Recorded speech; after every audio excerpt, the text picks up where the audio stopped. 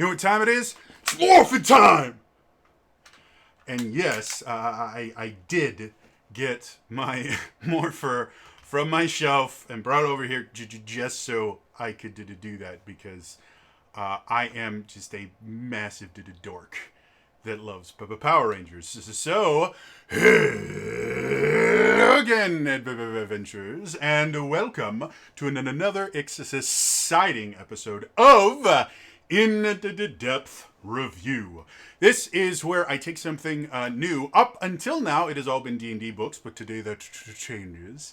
And I do what I call an in-depth review. This is not just something where I go, oh yeah, it's pretty cool, you should probably buy it. I go through every little section and I give my opinion. I think I talk about the things it did well. I talk about the things that I don't think it did well.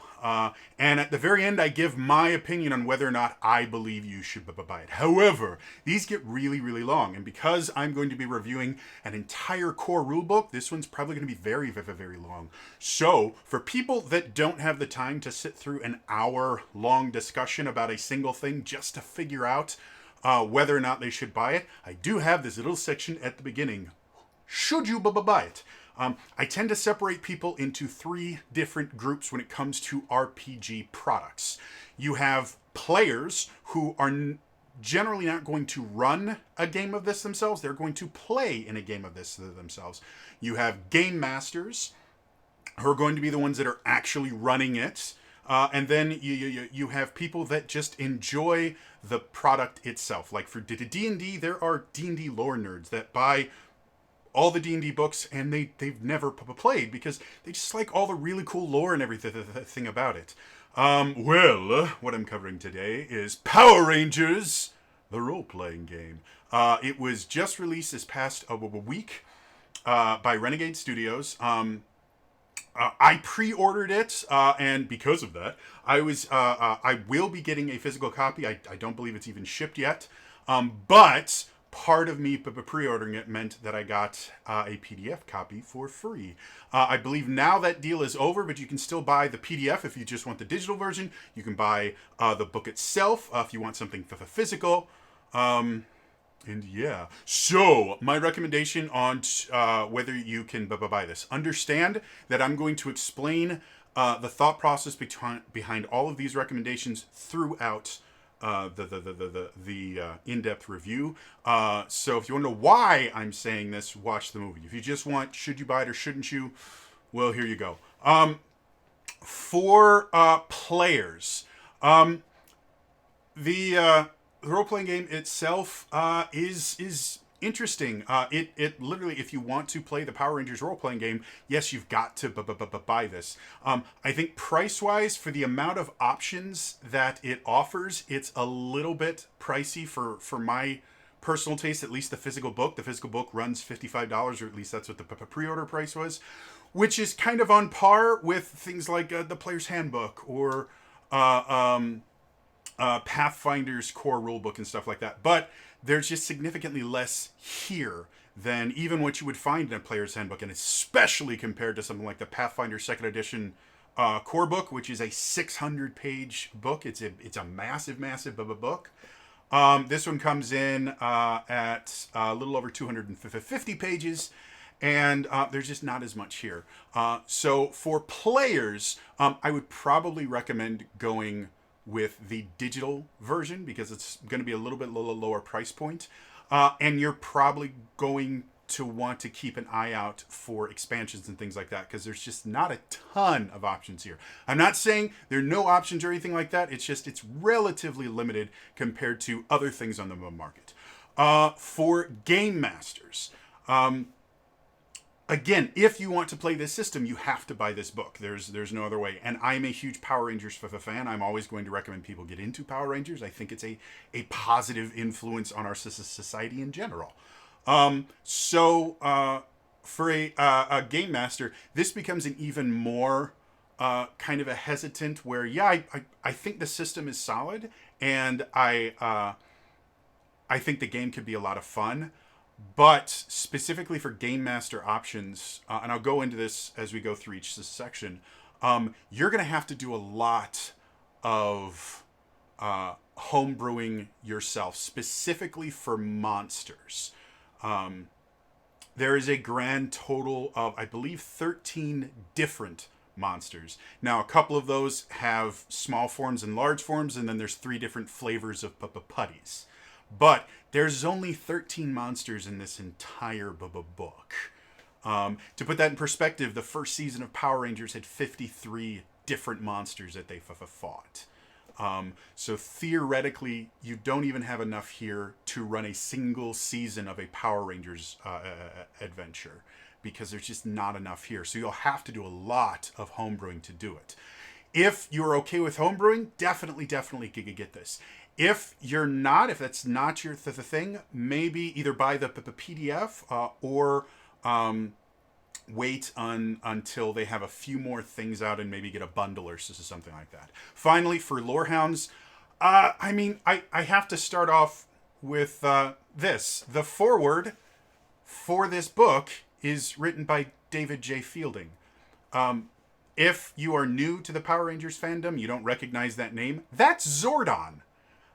David J. Fielding did the original capture for Zordon's face, which he only did once. The funniest thing in the world about Power Rangers, they used Zordon for 3 seasons. They never got more animations for his face. They literally just recorded it once. Now, David J. Fielding continued to provide the voice through the entire thing, and he recorded new dialogue all the time. But anyway, Zordon himself gives the forward in this, and it's a really good forward. I loved it. I read it 2 or 3 different times just since I have gotten the PDF. It's just Zordon's talking to you.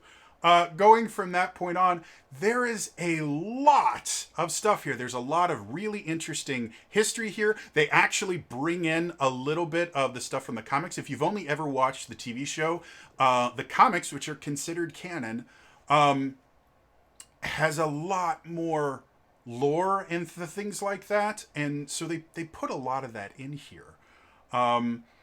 So for like a lore hound in that, and then even just looking at the different color spectrums and the things like that you can choose, there's a lot here that you can really enjoy. Do I think there's enough here to justify $55 for a collector or something like that, or a lore hound? I think it is. Again, we're used to paying ungodly amounts of stuff for memorabilia. I think this ran me like $60. And I love this. This is by far one of my most favorite things ever. When I was still working, when I probably shouldn't have been working because it did a lot of damage, I would have panic attacks all the time. And I kid you not, I'll bring this close. I'll use the hand that doesn't have the tremor. Bring this close. Let's see if I can block it so it'll focus. Anyway, it's a little hard to see, but I have worn a lot of the finish off of this, because what I would do is I would take this and I would keep it in my pocket when I was working. When I would have a panic attack, I would just rub my power coin, because I'm a dork. But it helped. It was something that helped me take my mind off of the panic attack, which is generally the most important aspect of dealing with a panic attack, is not focusing on it. So yeah, I think for lorehounds and stuff like that, I think the physical copy is a solid purchase. The digital copy is an even more solid purchase. If you find yourself in multiple groups, like you're a player but's also going to be GMing, or you're a player that's also a lorehound, or a GM that's also a lorehound, or you are all the 3, you can probably justify buying this book without too much of a problem, and you don't need my recommendation for it. So overall, my recommendations: players, probably get the PDF. GMs, if you don't mind homebrewing, getting either the PDF or the physical copy is probably a good idea. But understand you're going to need to homebrew a lot. And then for lorehounds, it's worth it. It really, really is. They did put a lot of effort into this. So that being said, let's get into the actual in-depth review. And like I said, the first thing I have to mention is the foreword. Again, it's done by David J. Fielding, who is Zordon, and it is a beautiful foreword. It's a full page. And it's great. After the forward, there's 14 chapters. I'm going to touch on each one. I'm not going to reveal any mechanics or anything like that. I want people to go out and buy this. If for no other reason than I want supplements to this published. Really, really bad. So, Chapter 1. It's called Introduction. And basically, this is your big lore dump for the universe itself. It starts with ancient alien history, which is just, talking about all the stuff that happened before Power Rangers even happened, some of Zordon's earlier life. There's a specific section called the Power Rangers Directive, which, again, just feels really, really giddy. Because this is taken directly from the first episode of Power Rangers, and I remember watching that episode vividly. I think I might have been like 5 at the time. There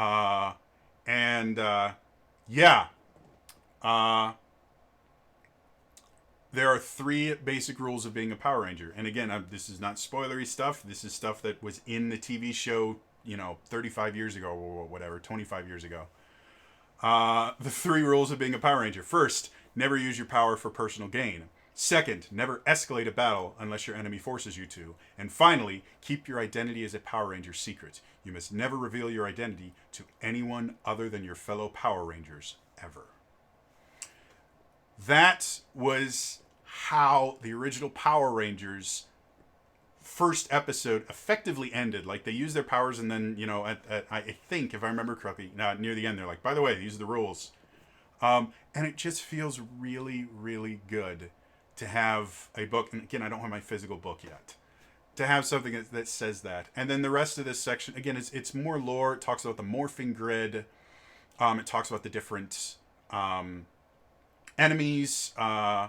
It talks about Rita. This book specifically is focused on technically the Zordon era. If you're not familiar with your Power Ranger lore, that is effectively Mighty Morphin Power Rangers Season 1 all the way through the end of Power Rangers in Space. They call this the Zordon era because Zordon existed during this entire time. At the end of Space, spoiler alert, Zordon's tube is destroyed to wipe out evil in the galaxy. And that was actually supposed to be the end of Power Rangers. They were going to cancel it.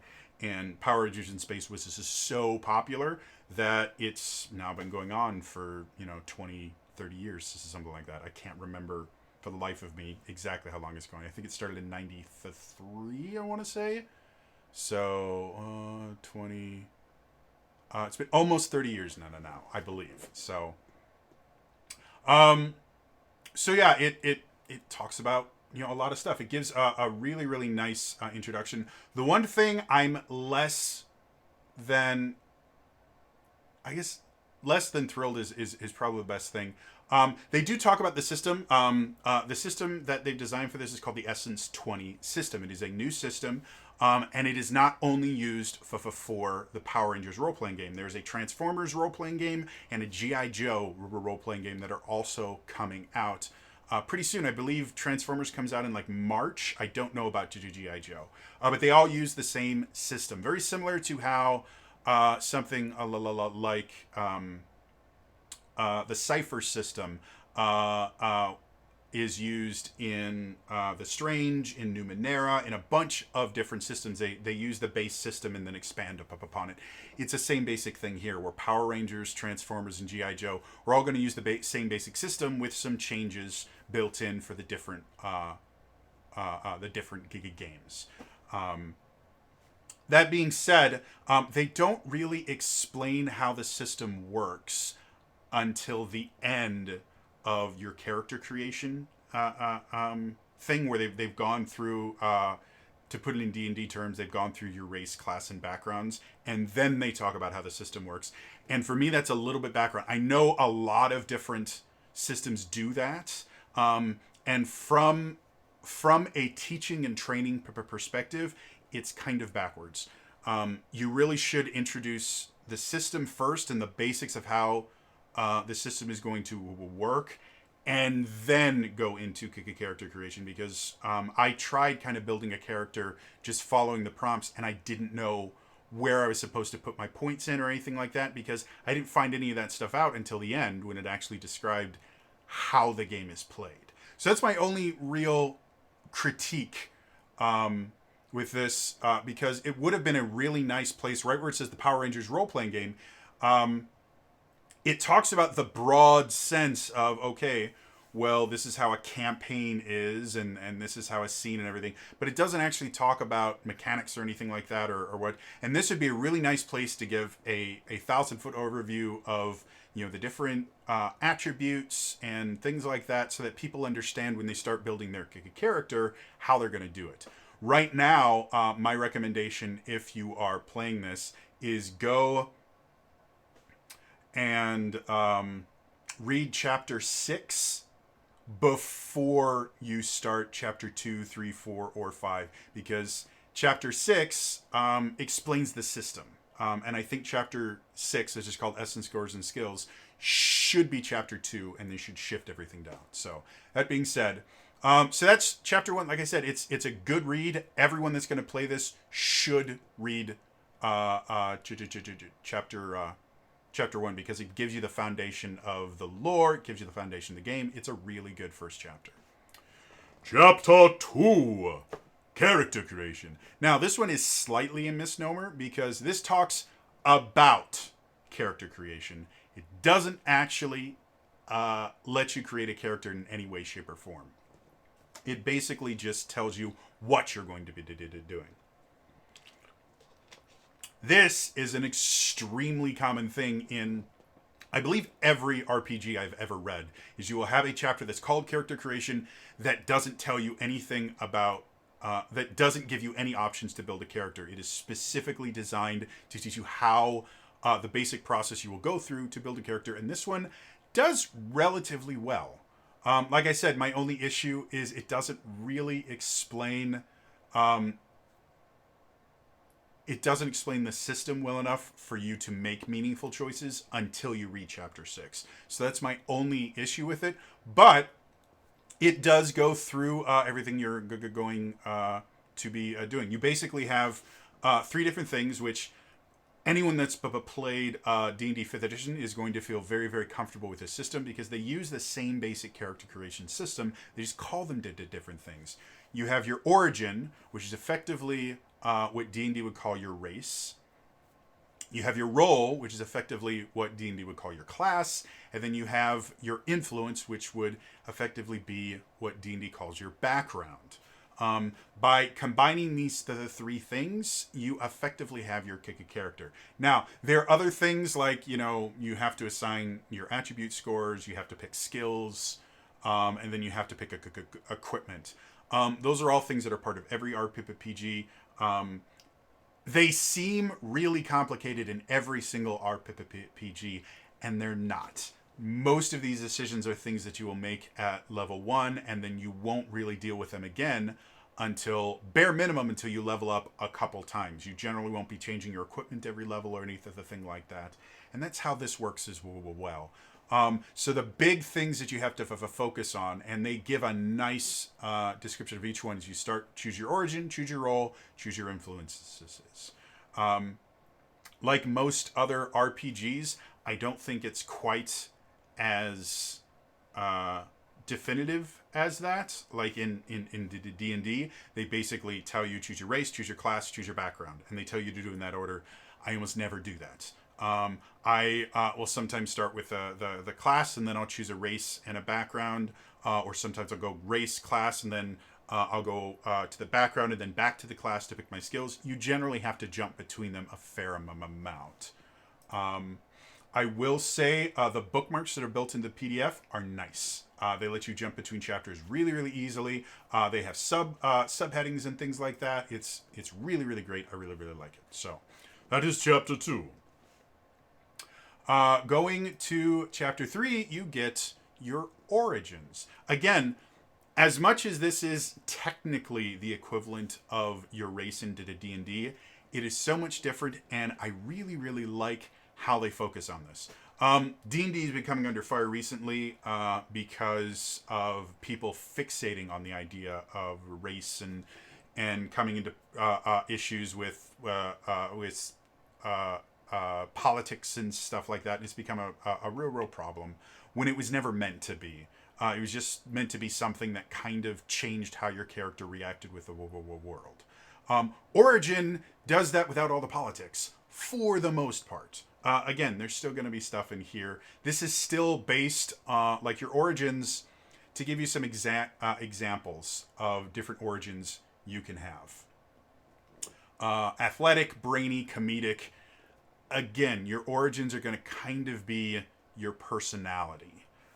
So in that particular instance, it feels slightly like a misnomer because it doesn't really feel like an origin. It feels more like a personality, but it does kind of make sense, and it does fit into the idea of most other RPGs, which are, like, again, if you look at most RPGs on the market right now, it's race, class, background, or something similar to that. So origin role influences just feels good and seems to fit. Something I really like about this that for the life of me, I can't remember if they did it into the D&D. And in other systems like in the Strange and that, I've seen them try and do something. I think this is probably the best example of this which is the first thing in Origins after they basically give you an idea of what Origins are. They give you kind of a lore idea of what the Origins are, which I like. But the next thing they have is called Origin Traits. And it basically goes through every single aspect of the origin to tell you, okay, this is what all this stuff is. These are the things that you're going to get for an origin. And one of the reasons that I like this is, again, I mentioned before, there's not a ton of content in this book. If you're going to be GMing this, you are going to have to homebrew a lot. And these little sections at the beginning where it describes every single aspect of the origin, and specifically why each aspect is there and what it adds to the origin, means that you can use this as a template to create your own origins.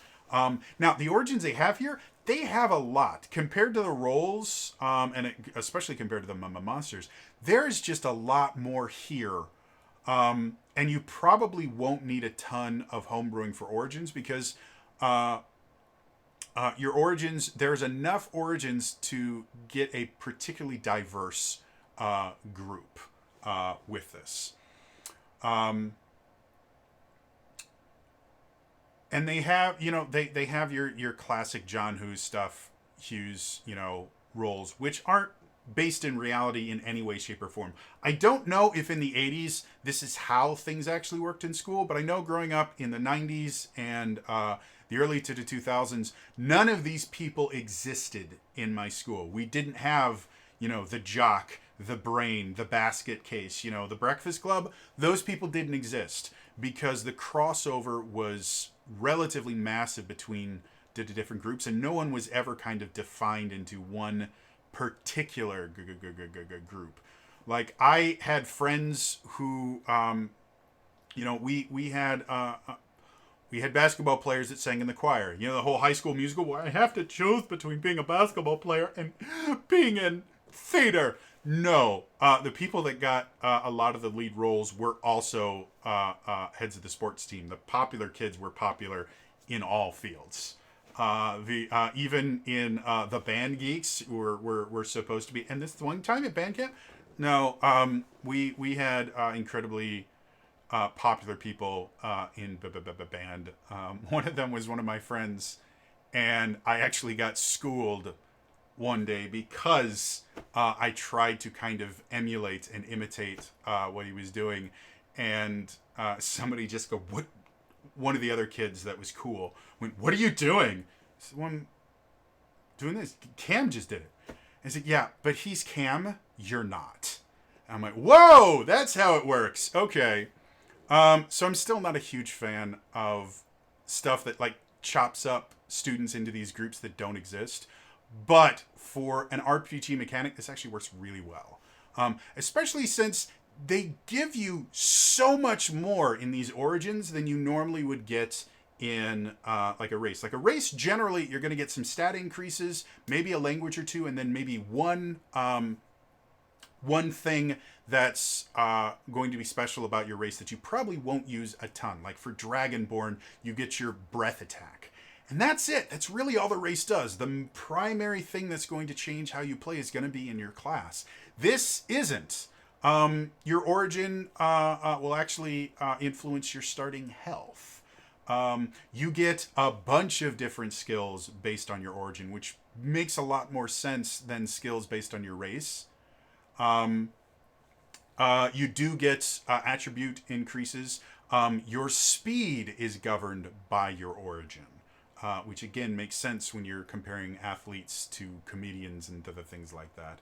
And then you also get an origin benefit, which is basically your racial skill from other things, which is generally a pretty useful thing.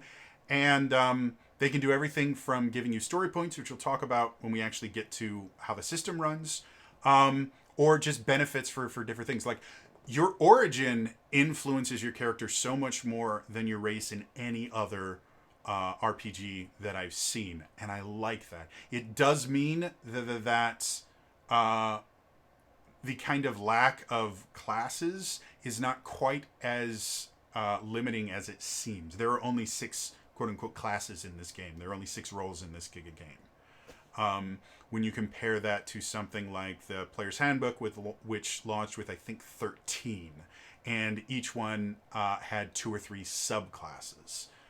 This seems really, really limited. Well, that's because your origins and your influences are going to be going to have a much bigger effect on your character than these other ones, where it's mainly your class that changes how you play, and then in feats and things like that. So that's the origins. Like I said, overall, I like them. I like the fact that they are an impactful choice that will change how you play your character. One of the issues I've had with other systems is that your background and your race, you choose them at character creation, then you forget that they exist most of the time. And this, you will never forget your background because you always have things that are going to change how you play the game based on your background.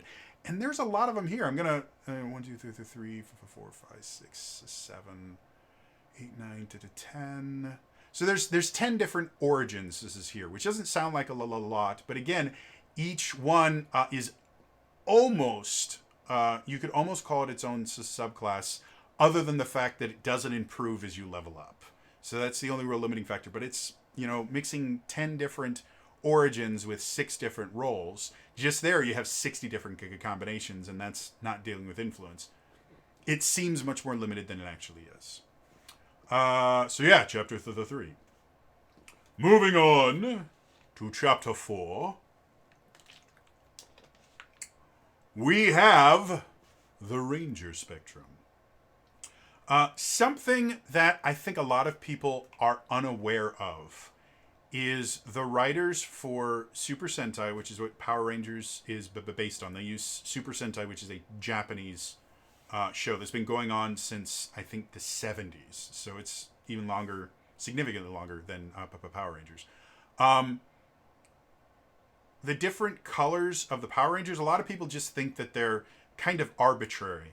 Like, oh, you're the Blue Ranger, unless you're the conspiracy theory that says that, the first casting was racist because they made the Black Ranger black and the Yellow Ranger was Asian, which 100% wasn't true, and it's been debunked so many times it's not even worth talking about anymore. But a lot of people don't understand that each one of the colors actually has characteristics built into it that follow a cohesion across series. In the original Mighty Morphin Power Rangers, which is what this emulates, you actually had the same Power Rangers playing the roles all the way from, or for the most part, from season 1 all the way through Power Rangers, halfway through Power Rangers Turbo, which is effectively season 5. So for effectively 5 seasons, they kept roughly the same colors. And because they were the same characters or very similar characters that were just replaced, that meant that the way they interacted and kind of their role in the group didn't change because the character was still the same character.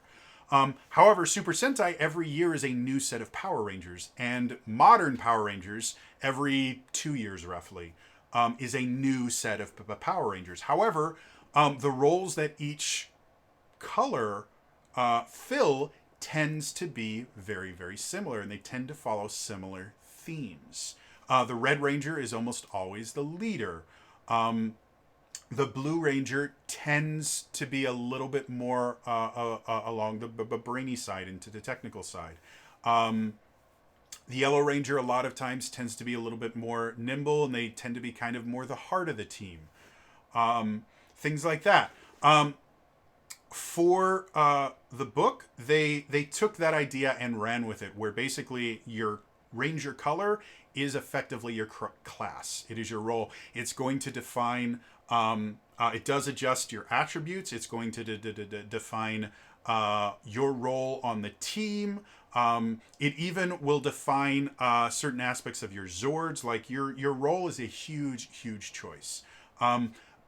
They have a total of 6 basic roles, and then they have a 7th one called an Advanced Ranger, which we'll talk about in just a second here. But they are based entirely on Mighty Morphin Power Rangers. So you have black, blue, green, pink, red, and yellow. And the one somewhat issue I have with this is because they're based on Mighty Morphin Power Rangers, and Mighty Morphin Power Rangers was unique as far as Power Rangers goes. And especially compared to Super Sentai, because they kept their colors and they kept the characters for so long, they really kind of defined things that changed once they started doing things. Things like the Black Ranger and the Green Ranger. It's very rare to have both a Black and Green Ranger on the same team in Super Sentai or in Power Rangers in general. Generally, if you have a Black Ranger, you won't have a Green Ranger. Or if you have a Green Ranger, you won't have a Black Ranger. A perfect example of this is Megaforce to Super Megaforce. They got an upgrade to their powers, which was because they were using footage from a different Sentai to the team. But the Black Megaforce Ranger, when he went Super Megaforce, turned into the Green Super Megaforce Ranger, because you generally don't have them. Now, in Mighty Morphin Power Rangers and in Zyuranger, which is what it was based on, they did have a Black Core Ranger and then their 6th Ranger, which is always a special position. Your 6th Ranger itself is always going to be a little bit different. Was the Green Ranger. And they based the green color spectrum entirely basically on Tommy as the Green Ranger. Which is okay if you are playing just Mighty Morphin inspired games. But if you want to go anywhere outside of Mighty Morphin, the Green Ranger is kind of built, the green color spectrum is kind of built to be a loner, because in Zyuranger, Barai the Dragon Ranger, which is who the Green Ranger was dying and couldn't spend time outside of the special cave where time didn't pass. So he was almost always on his own, because he only came out when the Rangers really, really needed him. And so they created this whole storyline about how Tommy was always busy with something, and he always came to the fights late. So because of that, if you want to emulate Mighty Morphin Power Rangers and have the Green Ranger be your 6th Ranger, this works perfectly. However, if you want a core team with a Green Ranger, without them being the 6th Ranger and being also special, it doesn't really work. The green spectrum is really built around the Green Ranger being your extra Ranger, your 6th Ranger, your special Ranger, which is a role in Power Rangers. They have had 6 Rangers.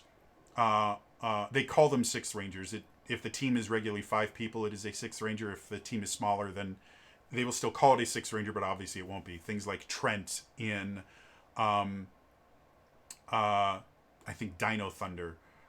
Trent was the White Ranger. He was their 6th Ranger, despite the fact that their core team was technically 3, and then they added a 4th with Tommy.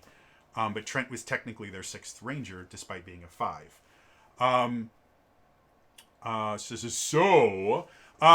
Overall, the spectrum itself and the different roles are cool. They are very, very, very uh, associated with the original Mighty Morphin Power Rangers. So even when you start dealing with Space Rangers, which they do have Zords and stuff that mimic the Space Rangers and the things like that, there's still when you play a Black Ranger, you are going to kind of be ushered into a role that's going to make you most like Zach was in the first season. Which isn't a bad thing. Zach was a great Ranger. But I really like Adam, and Adam played the Black Ranger a lot differently. And you can't really play an Adam type Ranger using just the base of this. Though I guess you really can, because Adam was more of a Joker kind of thing, where Zach was more of a laid back. They have kind of both of those in here. So again, picking your origin and your role together is really going to define how your Ranger plays. Each role is going to have different things that they do, and a different kind of special feature that they focus around. If we again bring this back to D&D 5th edition, the defining features.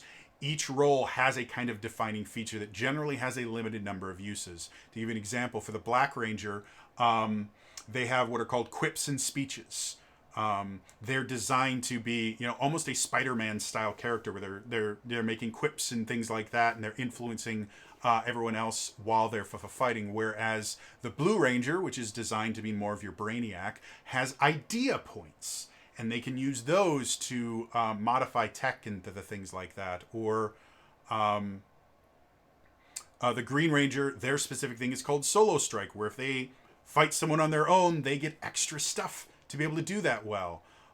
All these things are going to mean that your role is going to define how you play, especially in combat. Your role is really going to help define how your character plays, and it's going to very incentivize a certain play style. So understanding your role and the best ways to use your role is going to be essential to getting the most out of them.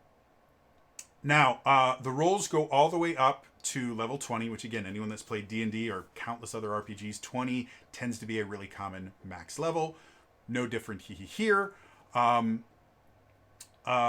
As you level up, you effectively have three different flavor of feats.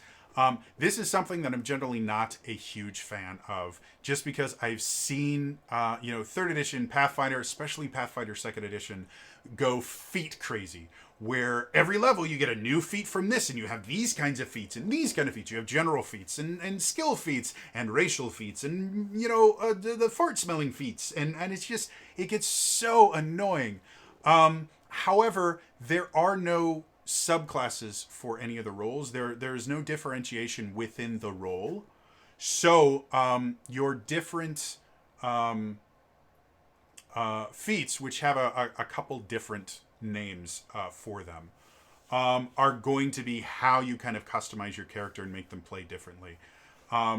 You get what are called general perks, which are kind of your standard feats. You get them 4th, 8th, 12th, 16th, 19th. They follow the exact same progression as ability score increases in D&D 5th edition. So it's obvious that there was some inspiration there.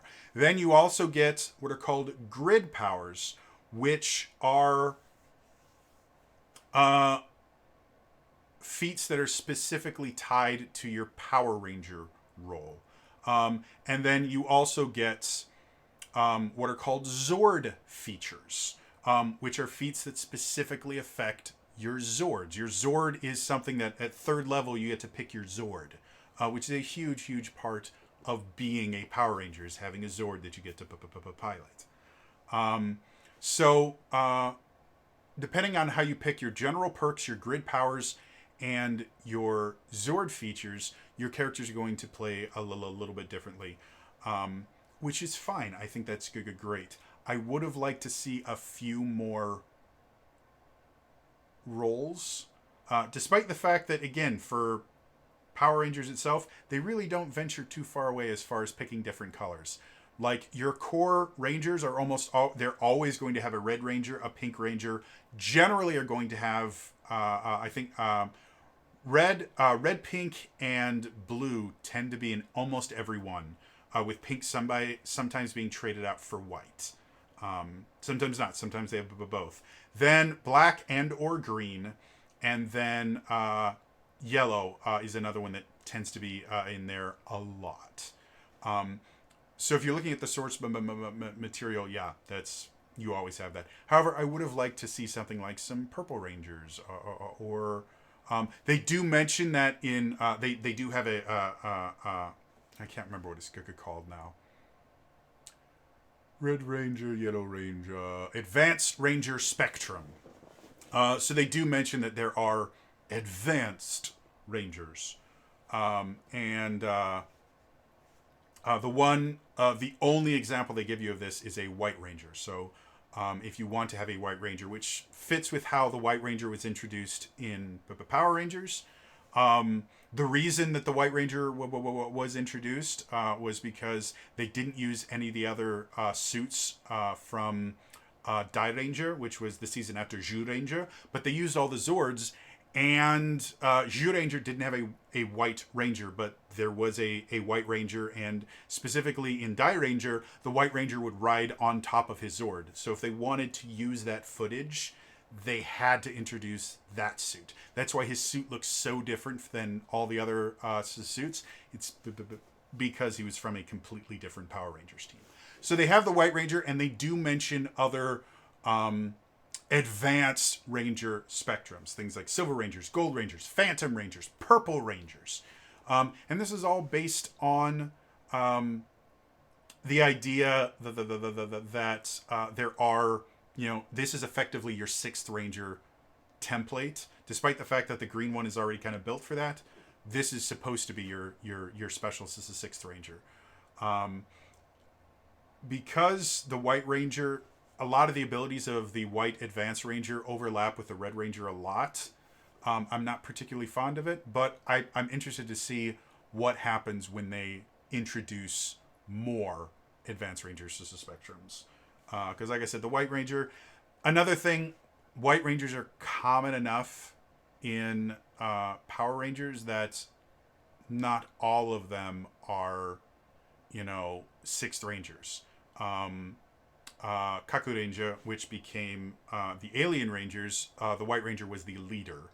In Ninja Steel, White Ranger is a regular member of the group.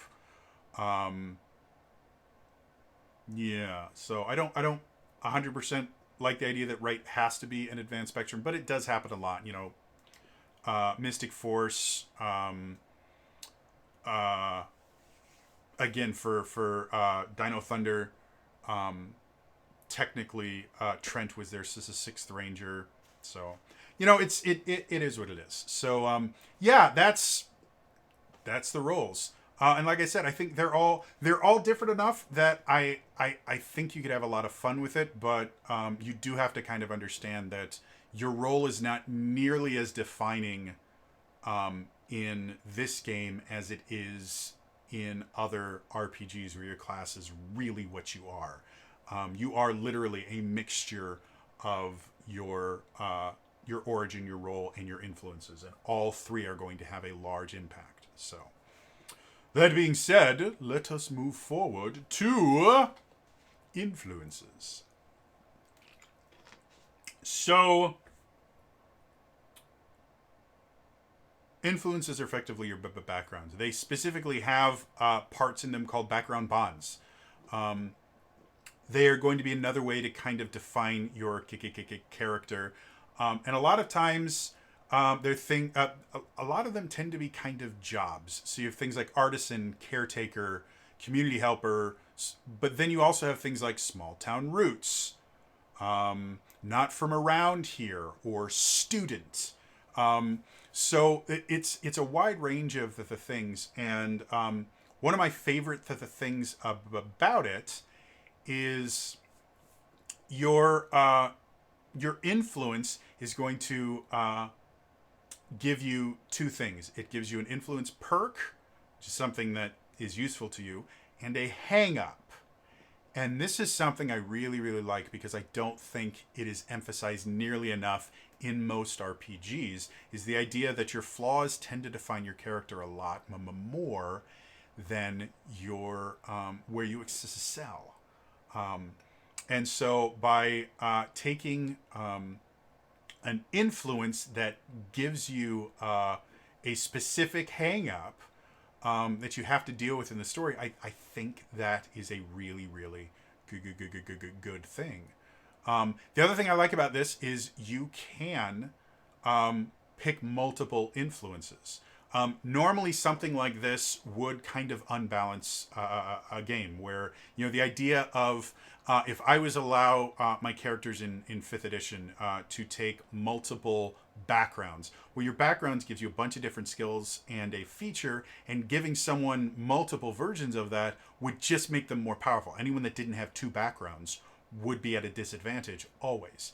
This, because you get kind of equal parts benefit and limitation by having a perk and a hang up in every single background, and that is, or in every single influence.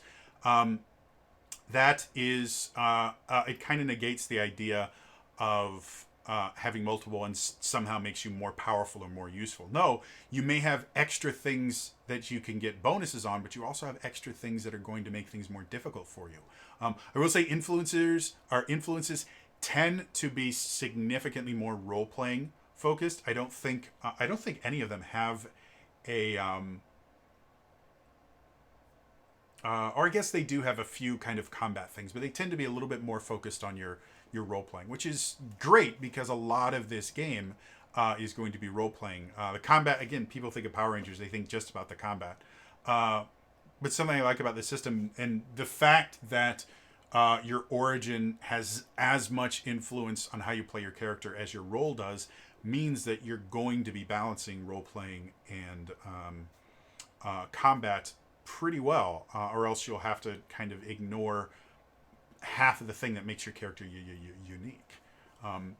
So yeah, overall, I like the idea of influences. I think they are significantly, if I had to like compare them to backgrounds in D&D, I think these are better because they have that hang up aspect. I like flaws in my characters. It makes them more fun and more interesting to play. And I like the fact that because of that, you can actually merge two.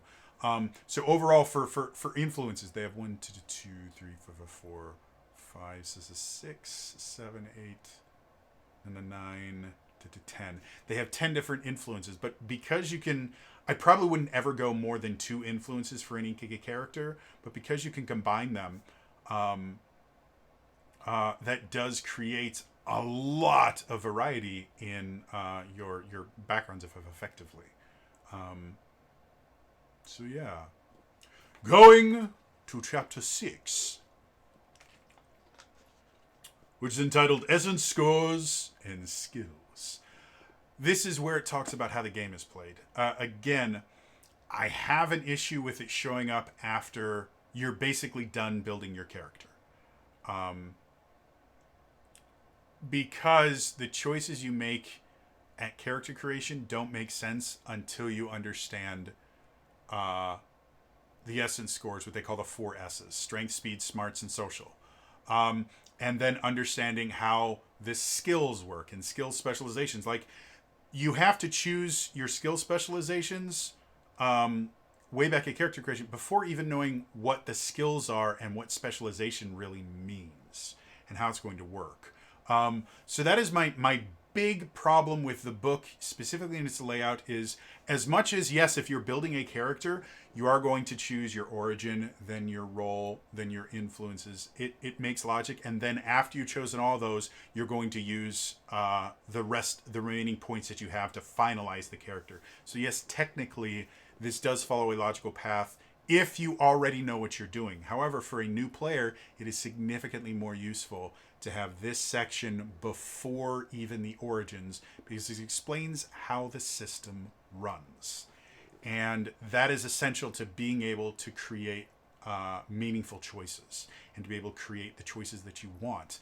The first character I kind of built in my head would not have played the way I wanted it to, because the choices I made at during character creation, when I found out what they turned into, I realized, wow, I made the wrong choices, and I would have to rebuild my character to be able to do that. There's nothing in the system itself that really allows you to rebuild the character as you level up. I mean, there are a few things I believe that allow you to kind of change things when you level up a little.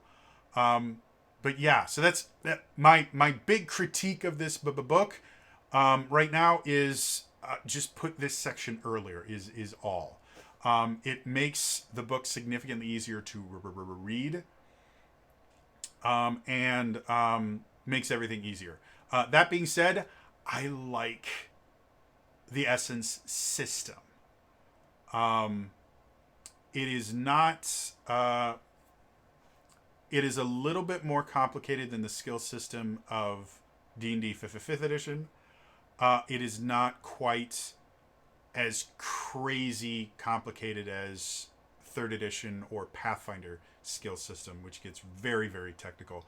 I would relate this a little bit more to like Open Legend, where you have kind of categories of skills, and then your specializations. The nice thing about this is you can have specialization in anything you want. There are not a specific list of specializations that you have to take. You can specialize in anything. You just have to figure out which broader skill it would fit under. And then when you do things that involve that specialization, you get some special stuff to do with it. That's interesting. I like that. I like the idea that you can flavor text a lot of this. I do a lot of flavor texting in D&D. It's one of the reasons why I actually enjoy Open Legends so much is the game is built around flavor texting. It is built around, okay, these are just general words that mean really, really generalized fields of influence. You can define them however you want. And that's kind of how the Essence system works. You know, you only have 4 attributes instead of 6 that you would normally have. Strength, speed, smarts, social. And from those 4 attributes, or ability scores, you then have a bunch of skills that rely on those. And the other thing I like about this is, I've mentioned this before, in D&D, Constitution is one of your ability scores. There are no Constitution skill checks in the entire game. There are no Constitution skills. Constitution has nothing to do with anything other than your health. There are Constitution saving throws, and that's it. Every single ability, every one of the 4 S's has skills associated with it. I like that. I like the fact that there's never going to be an attribute that it only ever gives you one thing. Like Constitution only gives you hit points and prevents you from being poisoned for the most part. It's all you're ever going to use it for. Poison and cold damage, effectively. This, every single one of them has something that is useful for it. And it is a wide range of the things that are in there. And I just like that. I think it's really, really interesting. It's fun. It does use a kind of similar to Open Legend. It uses an upgrading dice mechanic where anytime you do anything in the Essence system, you're going to roll a d20, and then you will also roll something in addition to that and add it to the d20. And it goes through a d2, which is a coin, which I really, really like the fact that they've effectively found a way to allow you to use power coins in this, which is a huge part of Mighty Morphin Power Rangers, is the power coins is where they got all their power. So I like the fact that a D2 is a coin flip. You don't have to use a coin, but you can. And D4, D6, D8, D10, and then D12.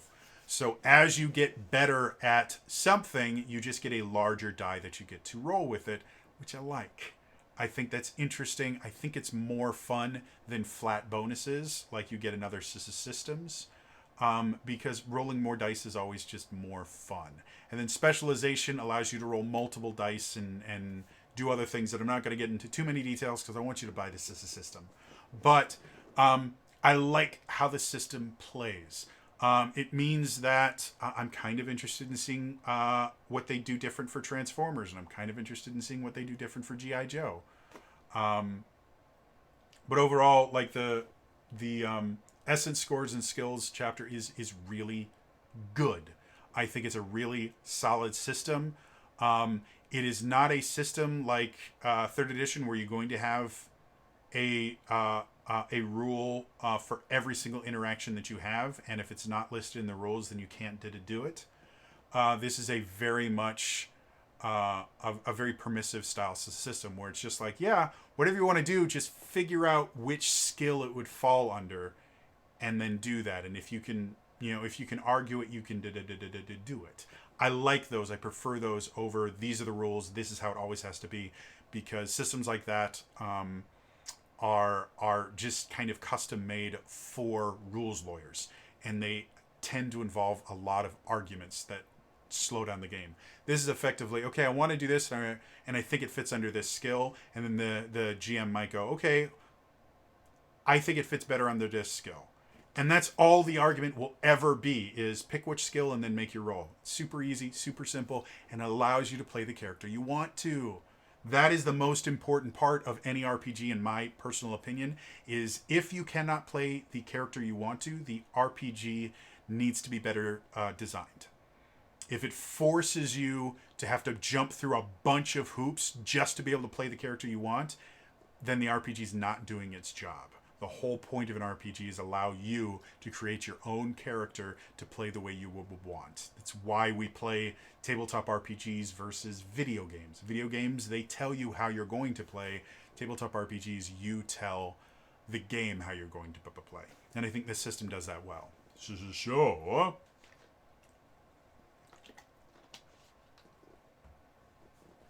moving on. Chapter 7 is Perks and Grid Powers. Again, these are effectively feats. They just have different. Different things. Your general perks are. I mean, to give you an example, one of the general perks is called Always Alert. You get a bonus to initiative, and you can't be surprised when you're conscious. It's very, very similar to the alert feat, though not quite as big a change. The general perks are going to feel very similar to 5th edition feats. You can see the influence that 5th edition had on this, as it should. Again, I've mentioned before, 5th edition is probably the best design system currently on the market.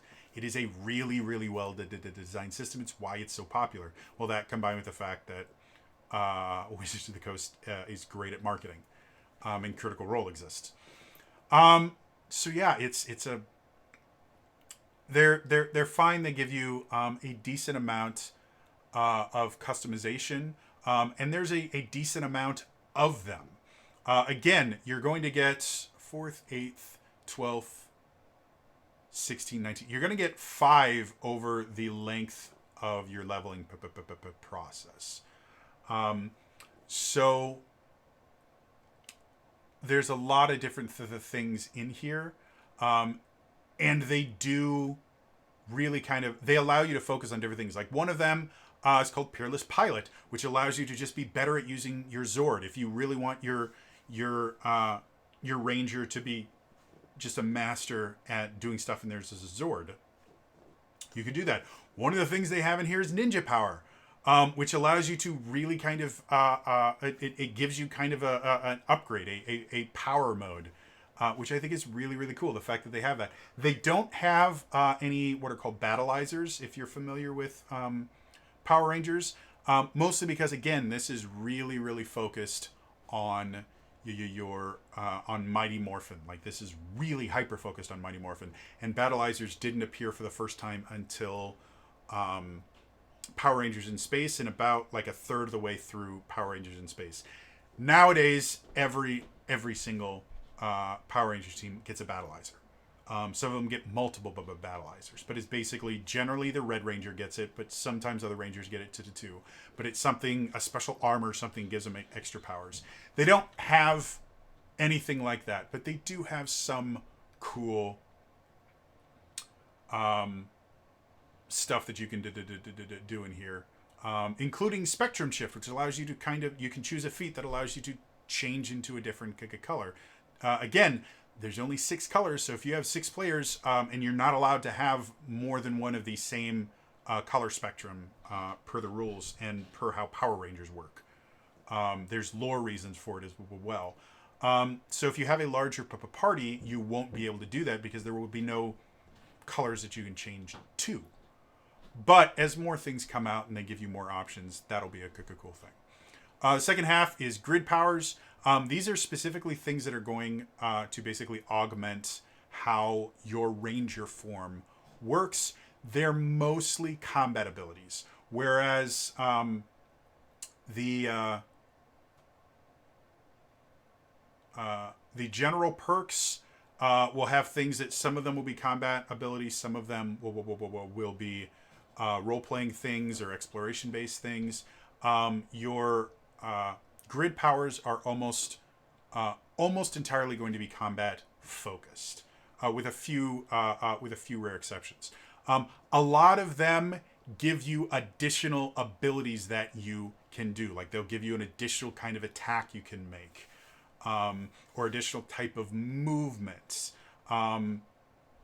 Sometimes they even give you things like Shark Cycle Rider is one where it gives you the ability to call a vehicle.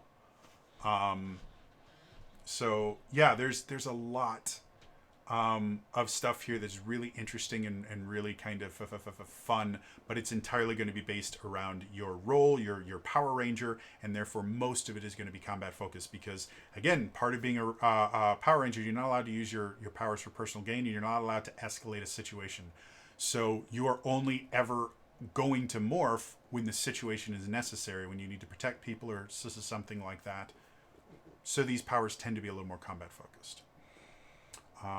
So yeah, that is chapter 7. Chapter 8 is all about equipment. This is by far the most technical chapter. There is so much detail in this and so much crunch. If you are a crunch loving player, this is your chapter. It is super crunchy.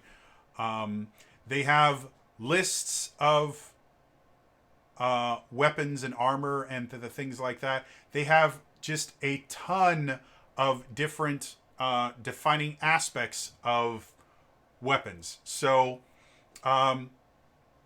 each weapon is going to have a skill that it uses when you use that weapon.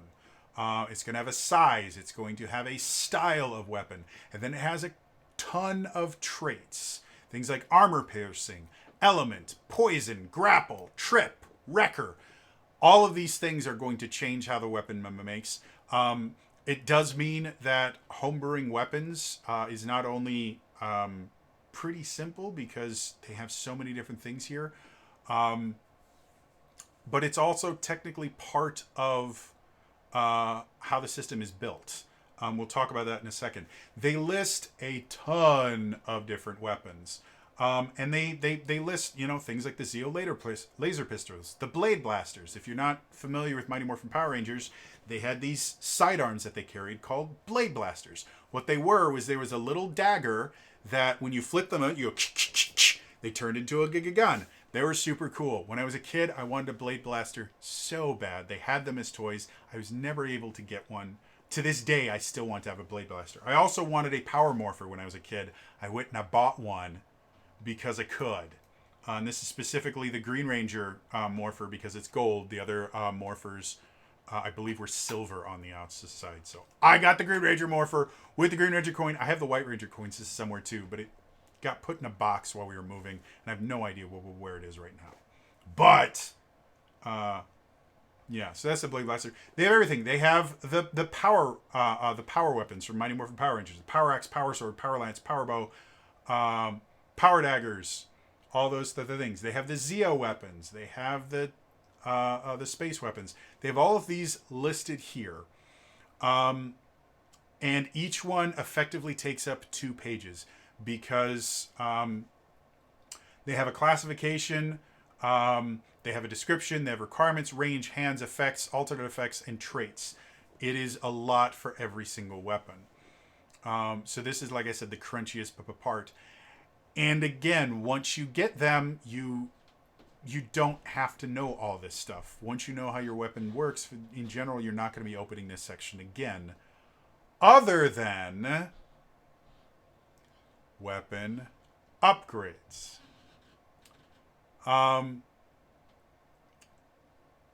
As you level up, you can try to upgrade your weapons. And they have an entire system on how you add different effects to your weapons.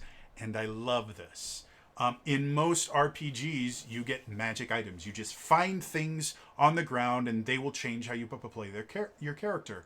It doesn't make sense for Power Rangers because they don't generally find weapons, though in Mighty Morphin that did happen a surprisingly amount. Like what are they called? Something slingers.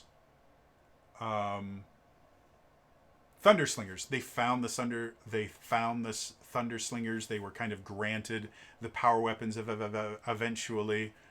But more often than not, Power Rangers, when they get new abilities, it's generally, or they get new weapons and things like that, it's generally built somehow.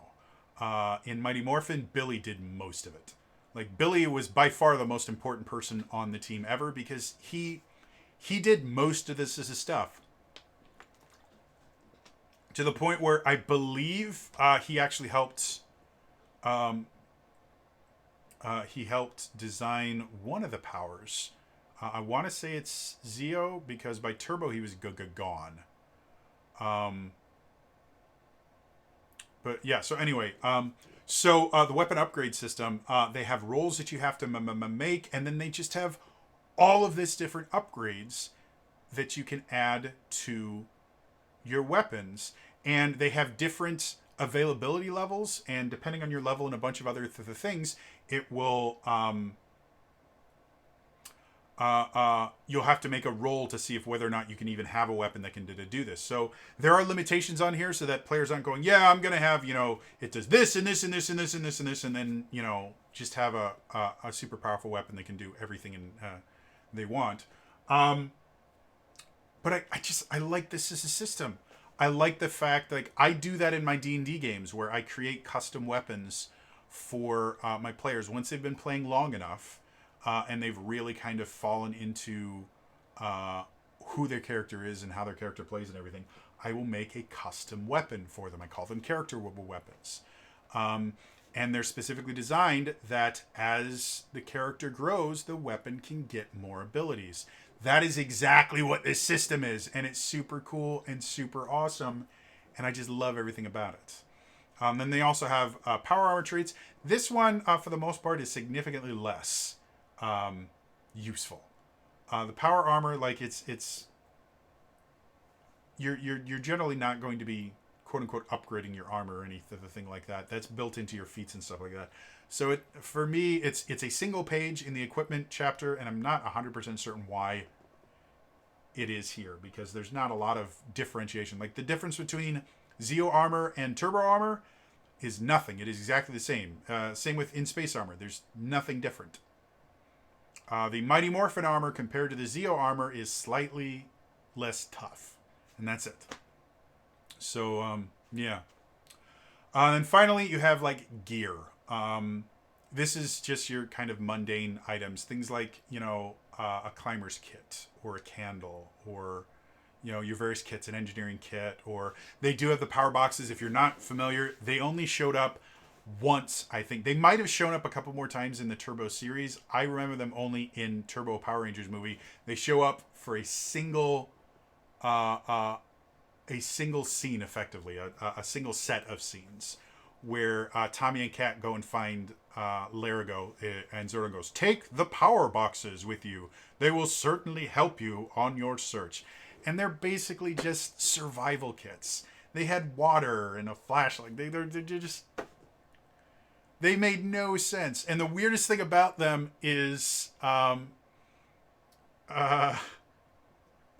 when Tommy and Kat get them, they both hold them differently. Like one of them holds them sideways and the other one holds them upright. And I could never figure out why they did that. Because when they teleport, they go, all right, and they thrust it forward and they teleport. But they were both holding it differently. And it just seemed weird. So I like the fact that they put the power box, especially since technically they should be really useful for Rangers. And I don't know why they weren't always there.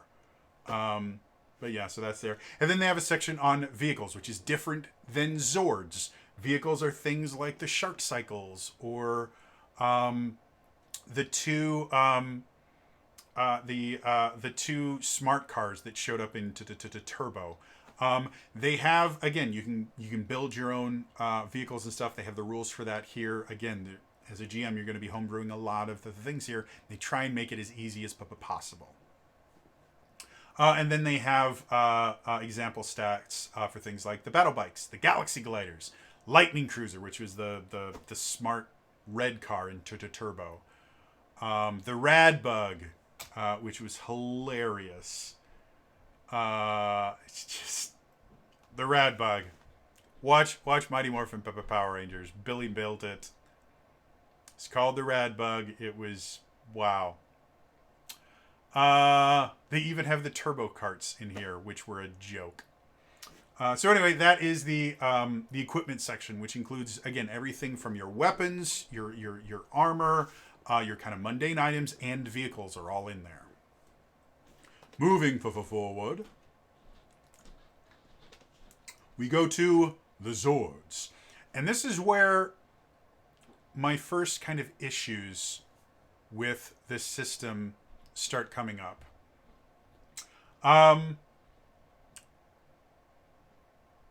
They give you, so the first part of it, they have baseline Zord statistics. So if you want to build your own Zord, you can. And they have all this stuff about how it works. And even each spectrum, they have spectrum-based Zord features where each role technically has a different thing that their Zord gets. And so they kind of go, and your Zord levels up with you. It's based on your role level, but every 5th level gained by the Power Rangers, they get additional things. They get extra health. They get extra abilities, things like that. Like it's just how it works. So that in itself is okay. However, they effectively only have 5 different types of Zords you can have. You have Battleborgs, which were the things that the Alien Rangers had. They were technically the first Zord, or technically the second Zords for Kaku Ranger, because Season 3 of Power Rangers did things backwards, and it gave them the most powerful Zords first, just because that's what they decided to do. So you have Battleborgs, Dinozords, Mega Vehicle Zords, which were the Space Ranger Zords, Turbo Zords, Zeo Zords, and then Unique Circumstances. So it does cover all the different types of Zords from the original Power Rangers, but it does kind of mean that you basically have to use versions of their Zords. If you wanted to create your own Power Rangers team, like they did with Hyperforce, where they had their own Zords and they were based on mythological creatures, and like it was really, really cool, you would have a much harder time doing that with the rules that they present here.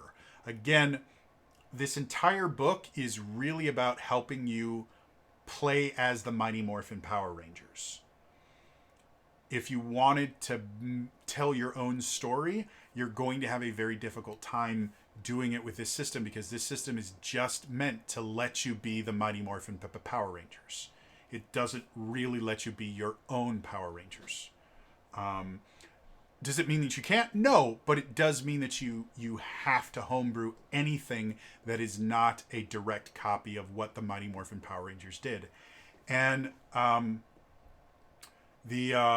Zords is kind of the first indication of that. they do have the Zord features. So again, as you level up, these are the other kind of feats you get is your Zord feats, which are Zord features. And it does allow you to kind of customize your Zord so that it plays a little bit differently. But some of these features are going to be built into your Zord already. Like some of these things are just part of your Zord, so you won't be able to choose them because they're already there. And then some of them are going to be things that you get to do, and some of them do. Some of them do change pretty drastically about how you actually use your Zord.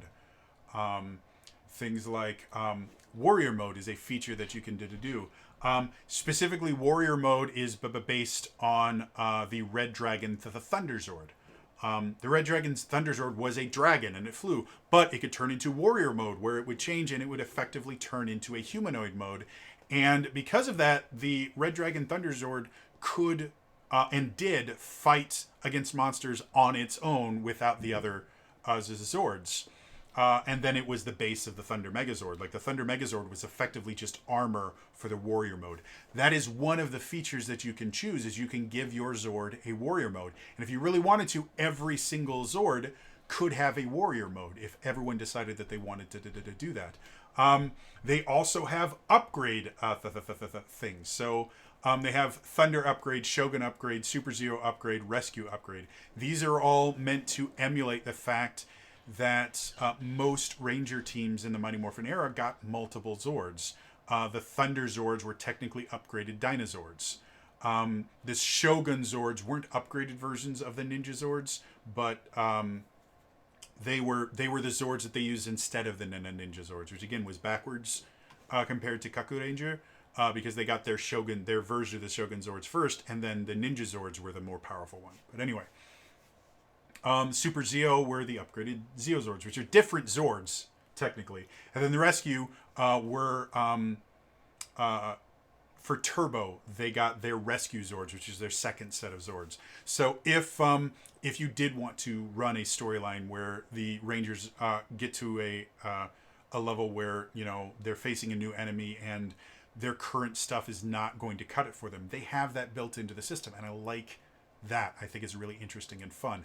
And they have rules about how to do Megazords. That is an essential part of Power Rangers.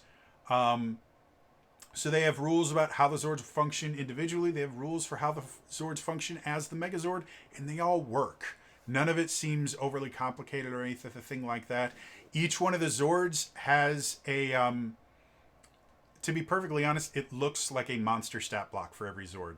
So after you get through all the complicated aspect of building the Zord, running the Zord is remarkably simple. It's very similar to running any GM who has ever had to run a combat counter knows how to run a monster stat block. And that's how the Zords are built as far as running them. So that's remarkably simple and easy. Yeah. Other than that, like, again, there's Zords. There's nothing that crazy. They don't list every single Zord. Again, they don't have the Super Zero Zords. The Super Zero Zords are technically an upgrade in this. They aren't their own separate Zords. The same is true about the Shogun Zords. They don't exist. They don't have stat blocks for them. They're just considered an upgrade to the Ninjas Zords. So, yeah. Other than that, but pretty simple, pretty easy. Yeah. Overall, I like it. Like I said, my one real issue with it is this really is designed to make you the Mighty Morphin Power Rangers. And if you were hoping, kind of like I was, that you would be able to create your own Power Rangers team and, effectively set it as you guys are the next group of Power Rangers, you're going to have to do a lot of work to do that, because this system, this book is not designed to let you do that. So yeah. Moving on to Chapter 10, Combat. Combat! If you've never listened to the soundtrack of the original Mighty Morphin Power Rangers, it is the greatest soundtrack for a children's series ever. It's all done by the Mighty Raw, which is not actually a band. It is a single person. That, for the life of me, I can't remember the dude's name right now. but he is prolific and he is an amazing artist. But they didn't want people to think that it was just one person doing it, so they had him call it the Mighty Raw. But the music is so good, and one of the songs is called Combat, and it's an awesome song. Anyway, so Chapter 10 is Combat, and it is exactly what you would expect Combat to be. Something I do find kind of interesting about this is what you can do in Combat. Basically, like 5th edition, Combat is you have a move action, an action, and then a bonus action. And then on when it's not your turn, you have a reaction. That's how it works. In this, you have 3 different kinds of actions. You have move actions, standard actions, and free actions, which free actions are a misnomer, and I'll talk about that in a second.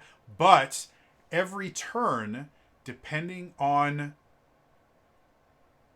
what your speed is, you have to choose, or you have a different number of actions you can take. Like if your speed is 1, you only have a single move action that you can use. You can change your move action into a standard action, and you can change a standard action into 2 free actions. Again, we'll talk about that in a second.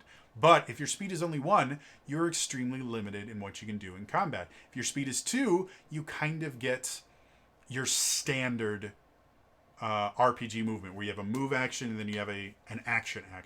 And then if your speed is 3+, you have a move, a standard, and then you have a number of free actions that you can do as well. Now, free actions are a misnomer. A free action in like D&D, that is something that existed in earlier editions. They don't really use the term free action in 5th edition, but in 4th edition that was a thing. And it meant that it was a free action. You could just do it. It didn't cost you any things. Free actions in Power Rangers, the role-playing game, are a defined thing more closely associated to a bonus action. There's something that doesn't take as much time as a standard action, but still takes some time. So I really don't like the fact that they call them free actions, because they're not free in any way, shape, or form. They cost a free action.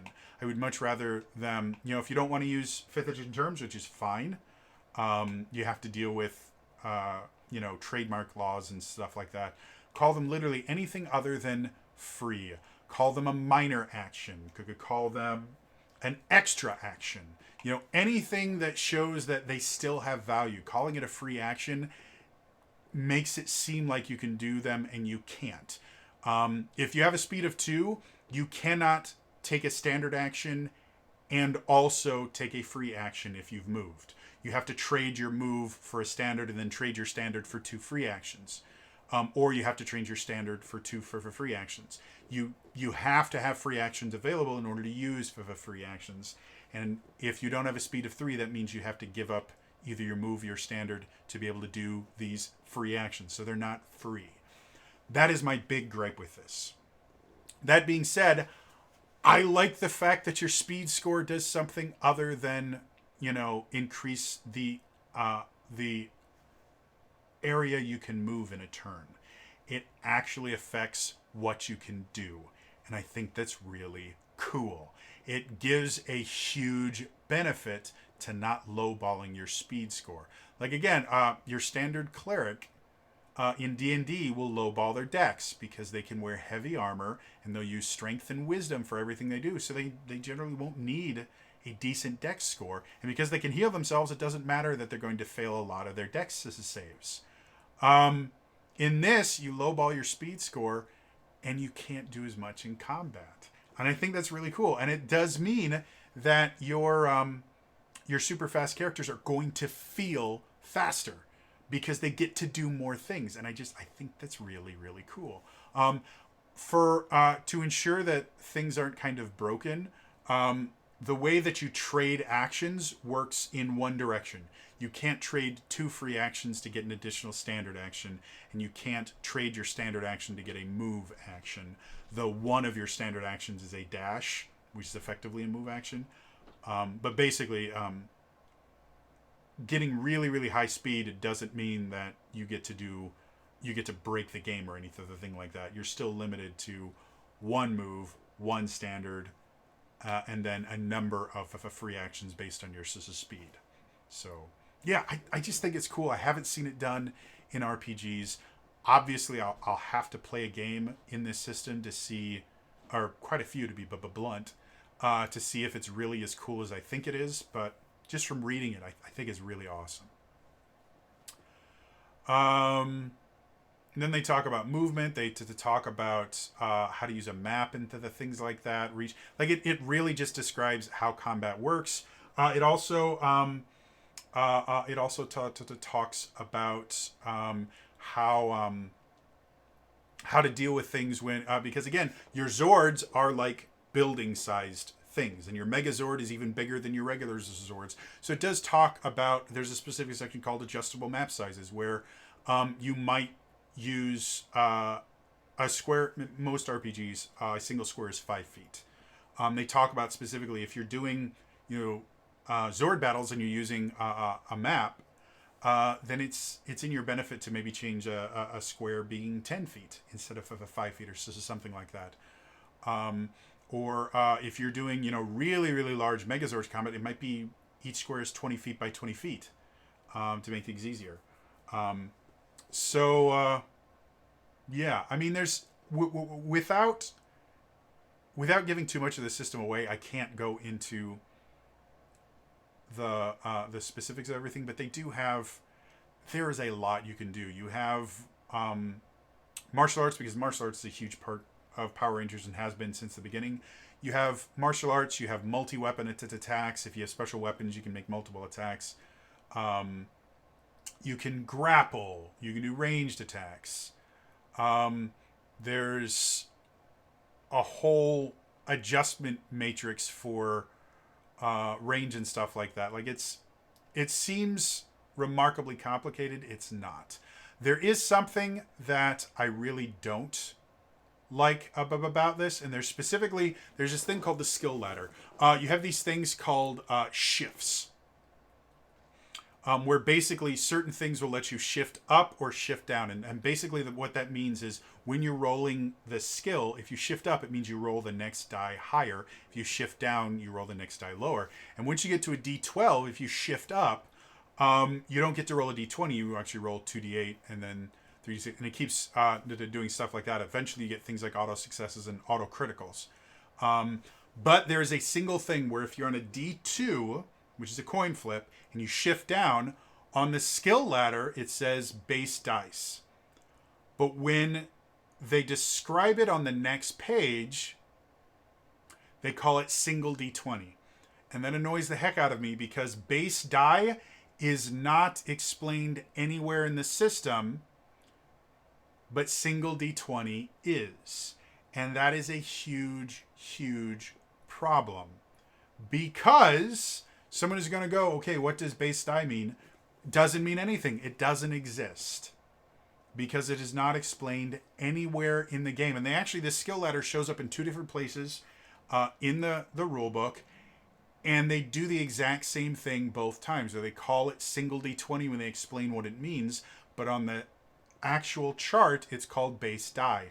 This is a huge oversight. I don't know who missed this, but it needs to be changed in future printings. Because all this is going to do is create conflict at the table, specifically with rules lawyers.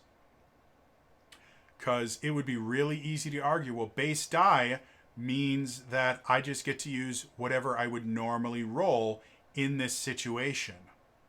Because that is my base die. Single D20 makes a lot more sense. Or if they defined what base die meant, it would be easy. But because they don't, all this is going to do. And it's really easy to understand that base die is supposed to be single D20. Rule of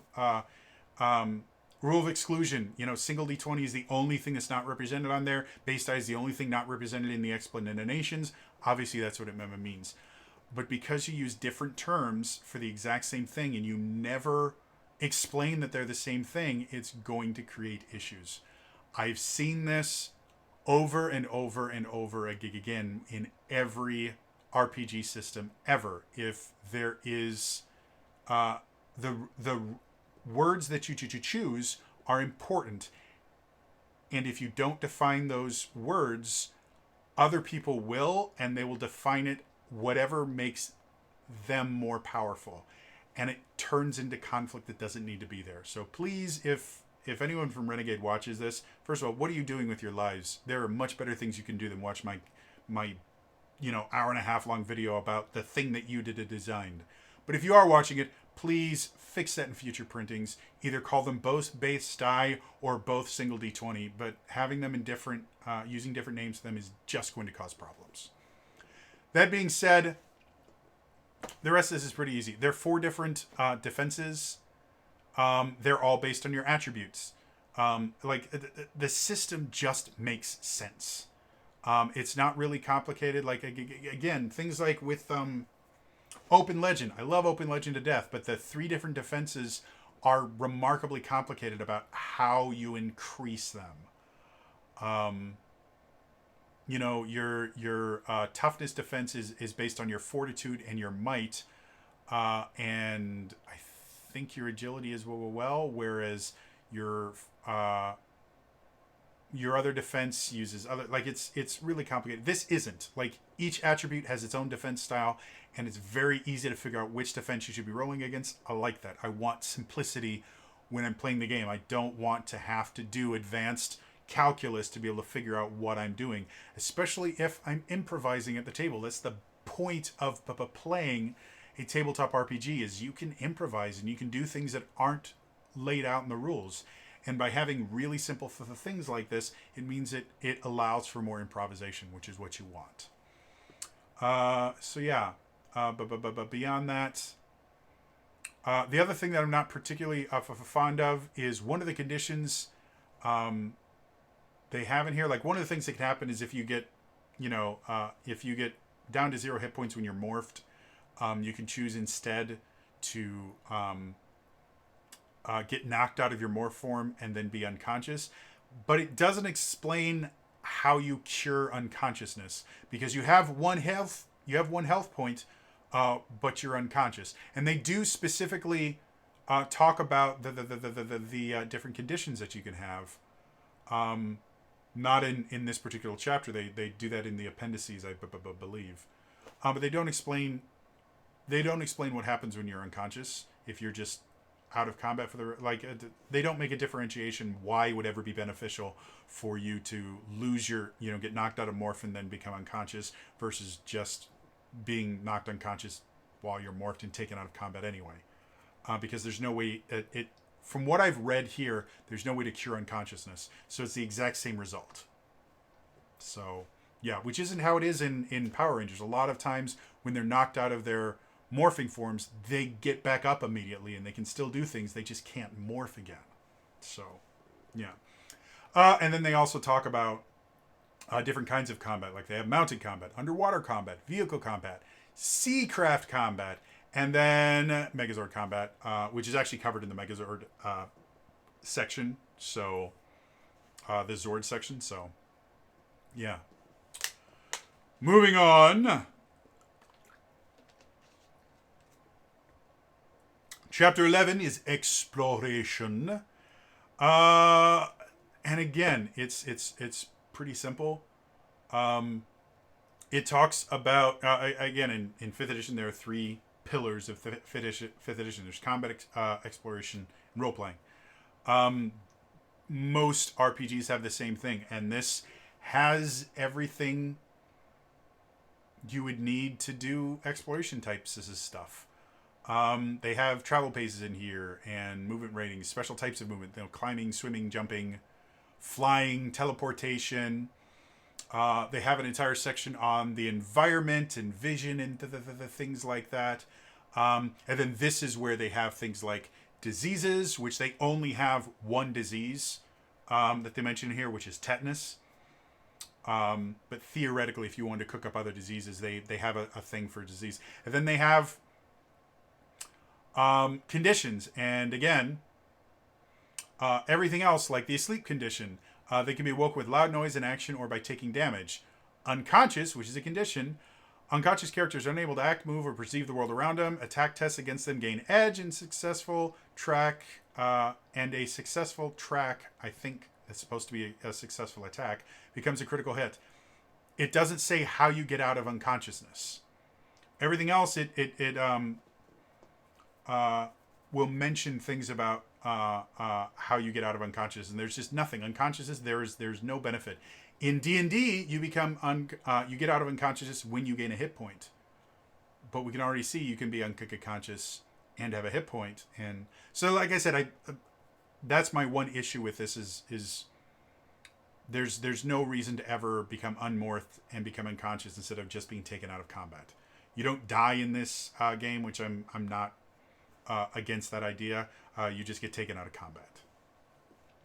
And then they have downtime stuff, which that's where you talk about crafting and researching and other sorts of stuff like that. So overall, the whole section, it's one of the shorter sections, but it's because it really doesn't need to be that complicated.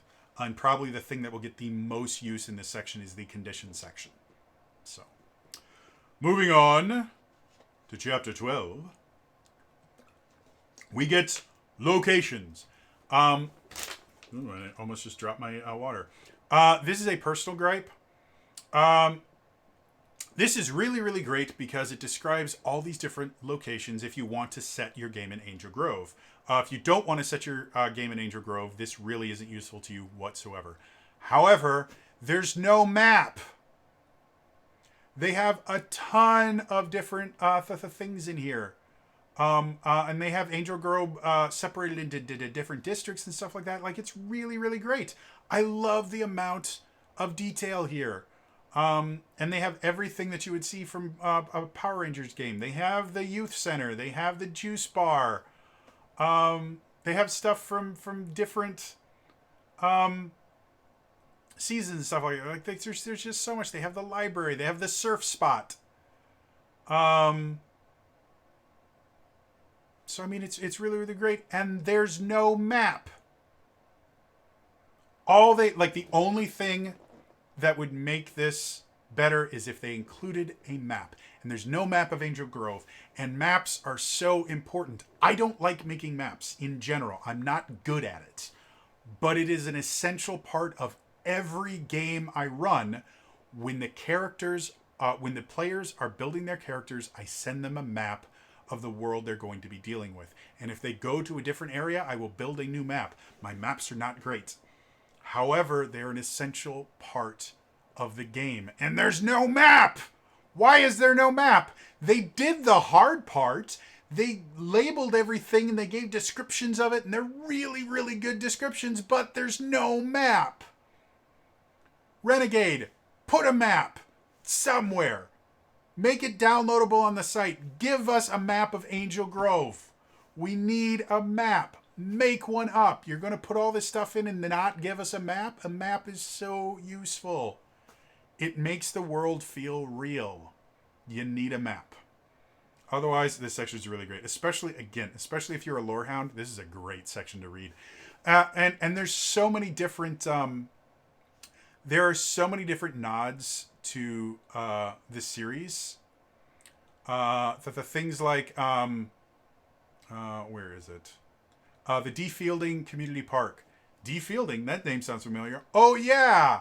That's Zordon's name. The park that was just called The Park in the show, they named after Zordon, the actor that played Zordon. There's all these different things in there that are just great. And there's so many different references to different different series and things like that. They have the quarry. If anyone's ever watched early Power Rangers or even modern stuff, it was remarkable how many fights just happened to happen in a quarry. Like it was because in Japan where they filmed it, there was this quarry that they could film in, and it was really easy to get filming permission there, and they could do whatever they wanted there. And so all the fights happened in a nondescript quarry. The quarry exists. If I ever make it to Japan, I plan on visiting the quarry.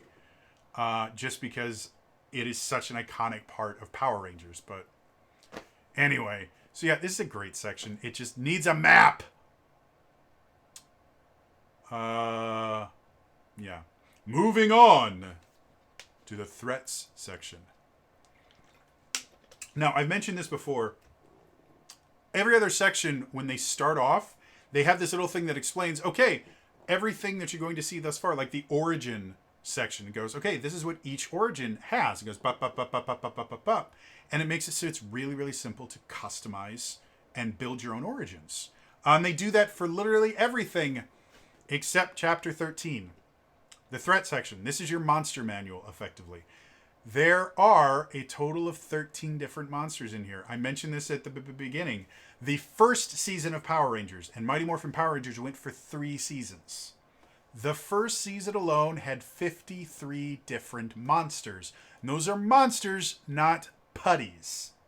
Putties are minions. They had 53 different monsters. This has a grand total of 13 monsters. Some of them with giant forms, some of them without. And 2 of those monsters are Babu, who is a non-combatant, and Finster, who is also a non-combatant. So there's actually only 11 monsters that you can actually fight in this.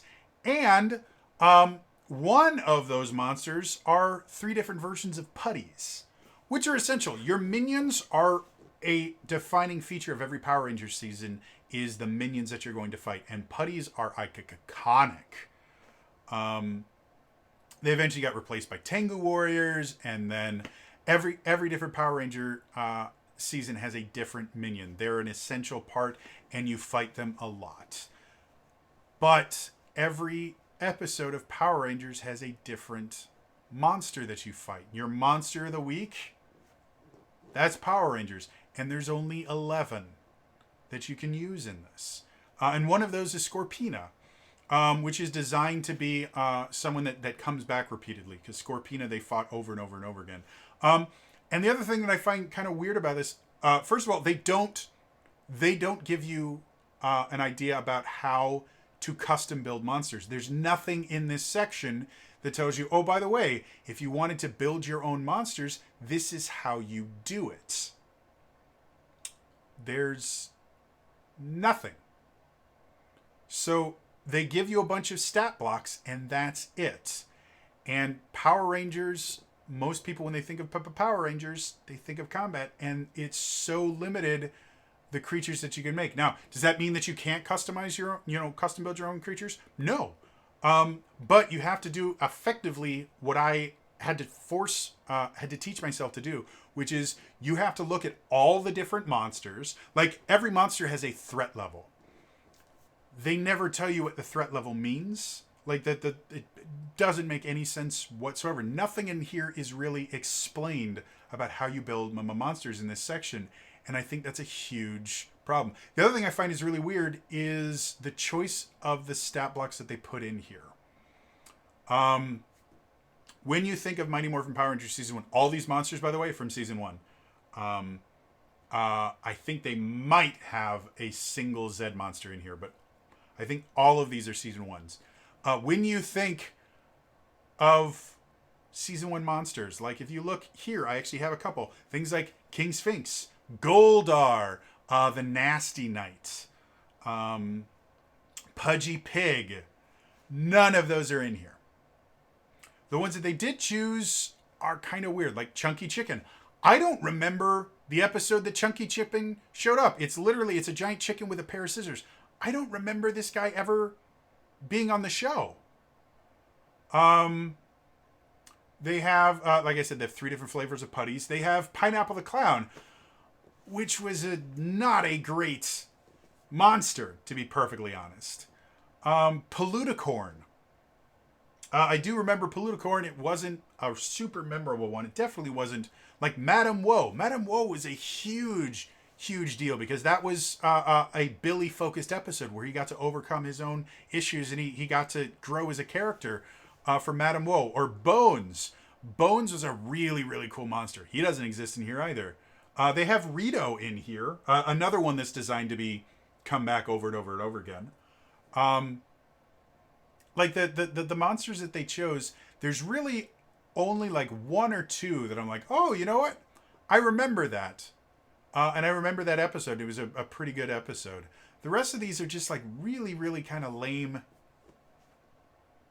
Yeah, they didn't pick any of the really iconic Season 1 monsters other than, like I said, Scorpina, and then Rito, which again is technically a season 3 Mama monster.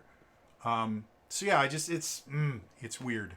I'm really really upset about that part. Because it's so limited compared to literally any other system. With what I have here, I would not be able to run a Power Rangers campaign, because there's simply not enough monsters to be able to run a single season's worth of adventures. That being said, moving on to chapter 14, you get Running an Adventure. And this is your basic...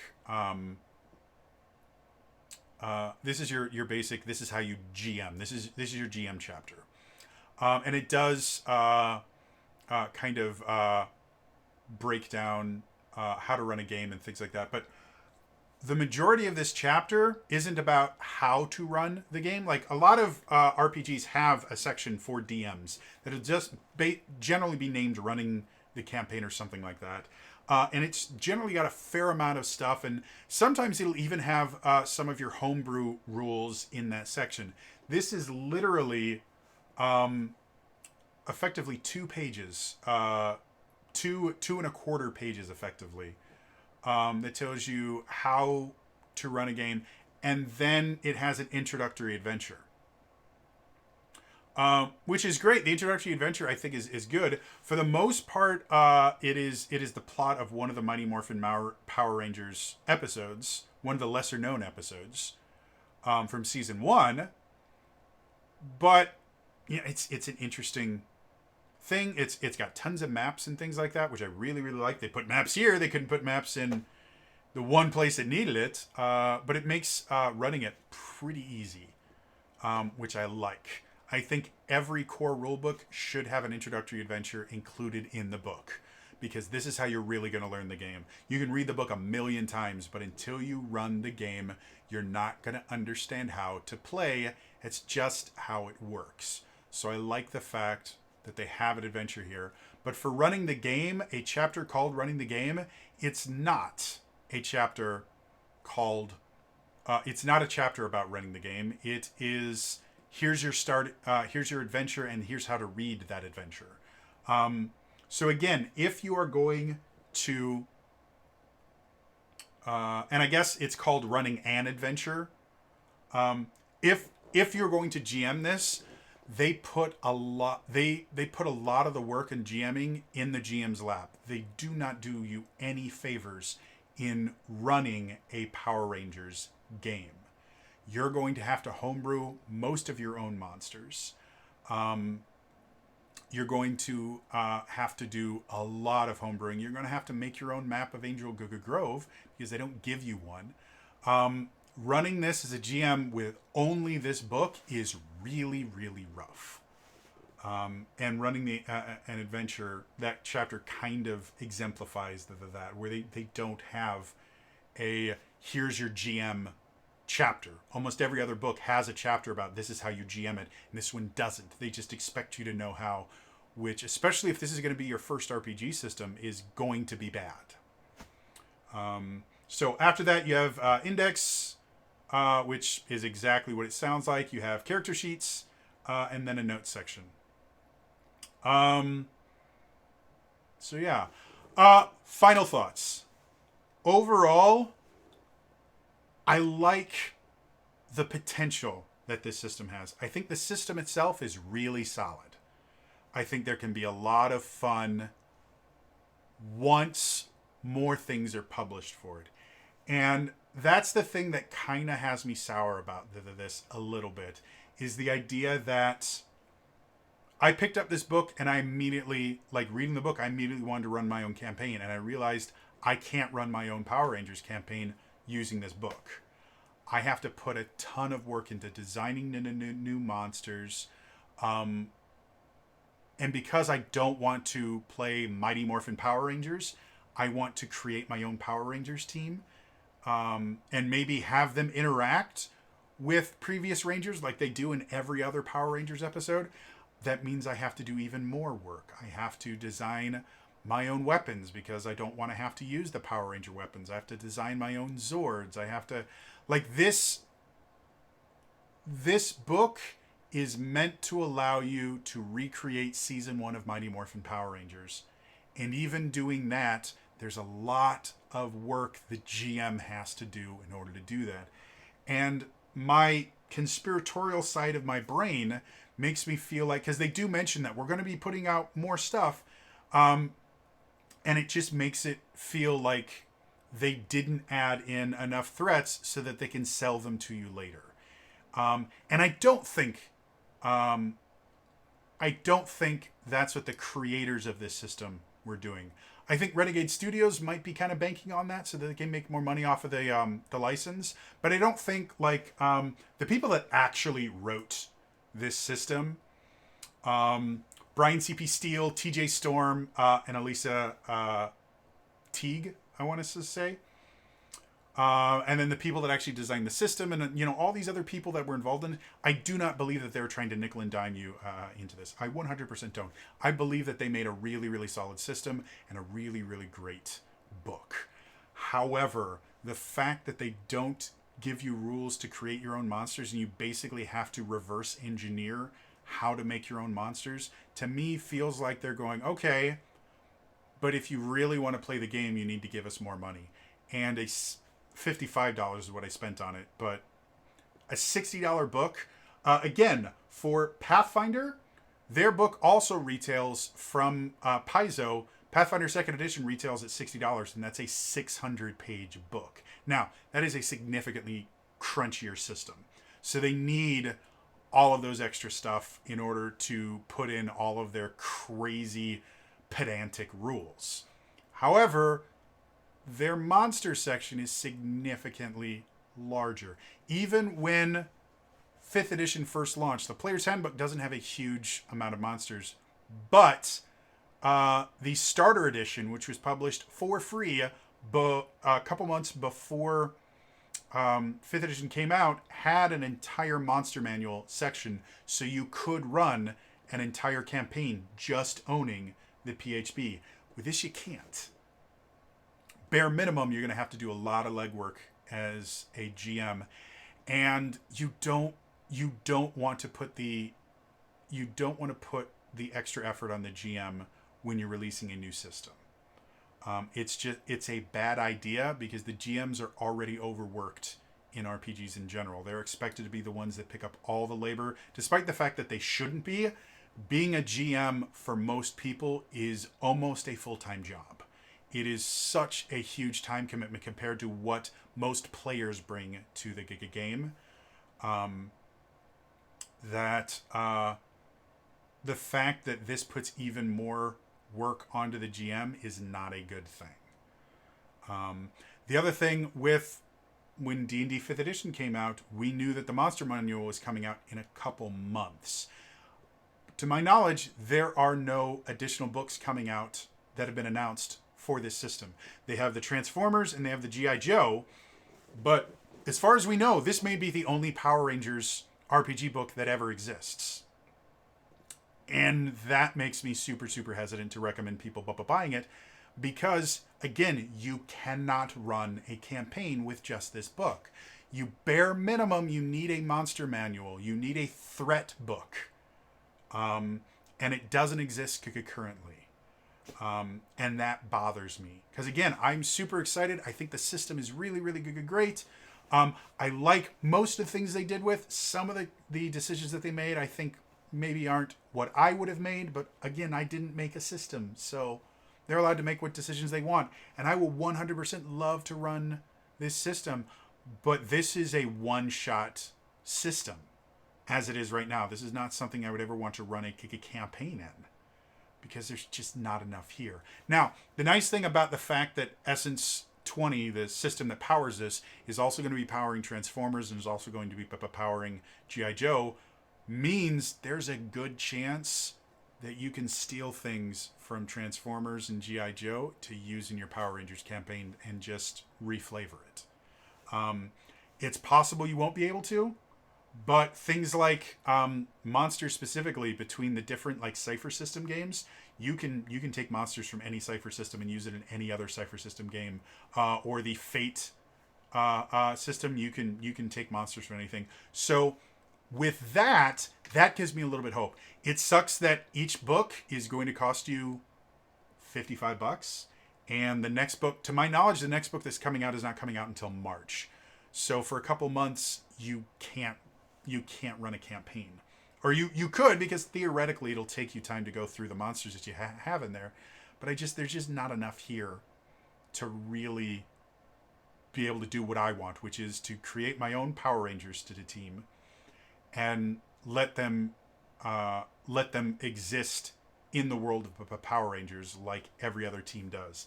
This allows me to basically reboot Power Rangers, and I don't want to do that.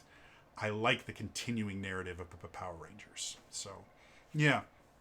Anyway, this is an incredibly long video, but I'm reviewing an entire system, so shoot me. That is going to be all for me today. As always, if you enjoy content like this, like, subscribe, hit the bell icon, and turn notifications on. In the comments down below, what do you think of this system? Does it excite you? Are you a Power Rangers fan and this is something that you want to get because you've always wanted to be a Power Ranger? Are you not a Power Rangers fan at all and this has kind of intrigued you and you might want to, play this system?